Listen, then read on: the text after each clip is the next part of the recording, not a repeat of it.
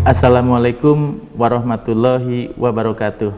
Senang berjumpa kembali dengan saya Dr. Firdaus di program Tips Kesehatan di Al-Bahjah TV, yang pada kesempatan kali ini kami akan mencoba menjawab dari pertanyaan salah satu pemirsa bahwa, dokter, bolehkah saat berbuka puasa makan gorengan? Nah, tentunya kami akan jawab, semua makanan yang halalan thayyiban, halal dan toyib itu secara bergizi, secara ada nutrisinya, maka dikatakan aman dikonsumsi oleh semua orang.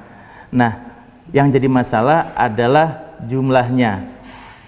Tapi ada beberapa dari saudara kita yang memang tidak boleh untuk makanan-makanan tertentu dalam jumlah berlebihan. Siapa contohnya? Seperti seseorang yang memang sudah punya sakit jantung, hipertensi, atau mungkin mempunyai kadar kolesterol darah yang tinggi, maka pada orang tersebut untuk dibatasi gorengan-gorengan atau makanan-makanan yang mengandung lemak.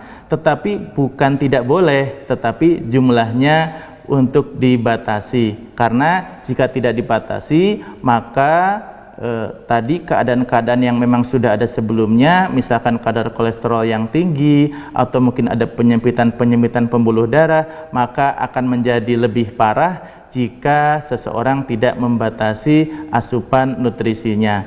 Dalam hal ini, dok, amankah gorengan untuk yang sedang berpuasa? Boleh-boleh saja. Sebetulnya semua orang membutuhkan nutrisi yang seimbang, yang lengkap. Maksudnya lengkap, di situ juga seseorang dibutuhkan kadar kolesterol, kadar lemak yang memang harus ada asupan tersebut, tetapi tentunya jumlahnya yang dibatasi dan diperhatikan. Nah, jadi semua makanan selama halal dan baik itu boleh dikonsumsi, tetapi hendaknya diperhatikan jumlahnya.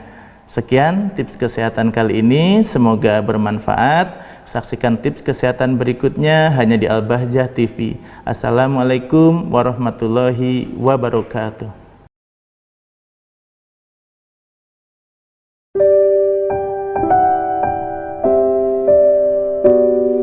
Membersihkan hati adalah sunnah Nabi dan menjadikan sebab kita berkumpul dengan Nabi. Nanti di sorga indah dengan Rasulullah. Tapi sebelum di sorga ternyata di dunia kita indah. Melihat tetangganya sukses, dia ikut senang. Melihat saudara sukses ikut senang. Bersih hati qalbun salim, sebelum masuk surga sudah berada di surga.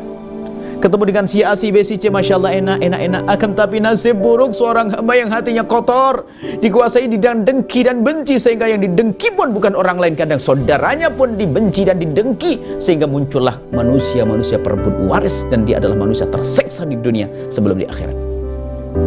Ada sebagian orang yang menjalani hidup dengan sakit hati karena dendam yang ada di hatinya, karena dengki yang menguasai hatinya. Tidak melihat saudaranya beruntung kecuali harus sakit hati, tidak melihat saudaranya berhasil kecuali harus sakit hati. Bagaimana kita bisa membersihkan hati agar hati kita selamat, mempunyai qalbun salim? Itu bagaimana?